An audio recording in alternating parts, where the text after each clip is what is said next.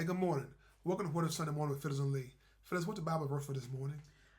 Proverbs 19 chapter, first verse. Better is the poor man who walks in his integrity than one who is perverse in his lips and is a fool. What does that mean to you? Well, to me, it suggests that God values inner honesty and sincerity versus someone who's of the world. Do you find that a lot of people are being dishonest and for, I guess, monetary reasons? A lot of people are dishonest.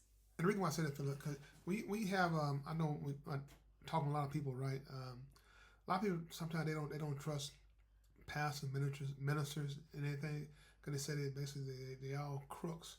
Um, it's kind of bad to judge everybody from a few people that are doing dishonest things, don't have integrity. But how do you weed those out? Because like I said, when you kind of walking in God's light, right? You supposed to not be of the world, put it like that, not of the world and stuff, and trying to lead people the right direction. Because if all you crying about is say, all they want is money, money, money, money, money, money, money, money. So what's your take on that, fellas? First of all, if you call yourself a child of God, and whatever you give from your heart. You let God deal with them and what they do with whatever you give them. Well, the reason why I say that, because going to some of the church meetings and everything, and you sit in those meetings and everything, and the church is there really for what? The people, right? You take up collections and everything, it's for the people. And I remember Reverend Perm saying one time this person came from the outside, they're trying to find a bus ticket to get back home. And he told the congregation, hey, the church job is for the people. You don't have to be a member for the church to help you out. And some people don't feel that way. If you don't not a member, we can't do anything for you. So how does that make you feel? Well, the church should always take care of their members first. Don't get me wrong. I do feel that way to a certain degree. But I also feel that you need to help your community too. Therefore, just like you have limitation on so much you give for members, you will have to have limitation on so much you give for even the people that are not members. I totally agree with that.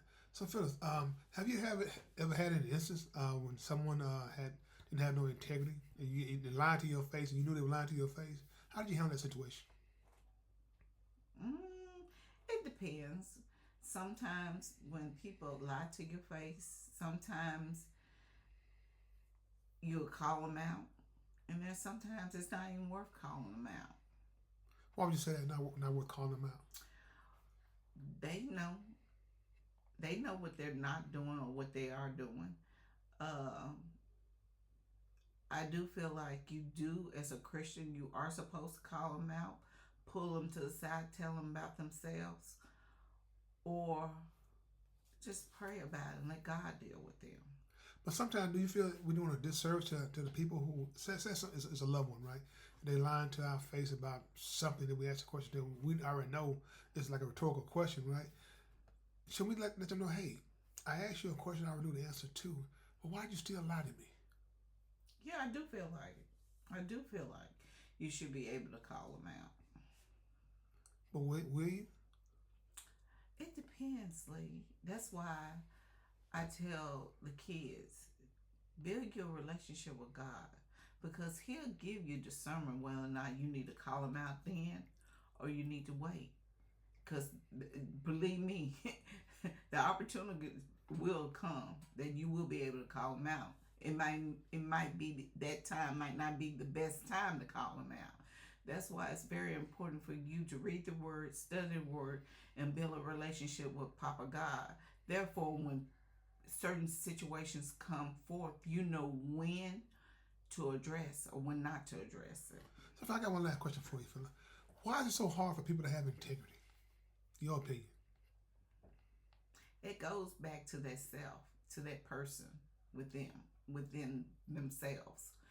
Um, right now, it just seems like the wrong thing is the right thing, and people rather take the easy route out. And I used to hear some people say, long as it don't affect me. But in the end, it affects all of us. Yes. And people don't realize that until it comes knocking at your door. Then you want people to stand up and speak up. But yet you stayed silent when wrongdoings were being done toward other people. So, Phyllis, can you listen to something to carry the rest of the week? Your prayers and your faith should go hand in hand.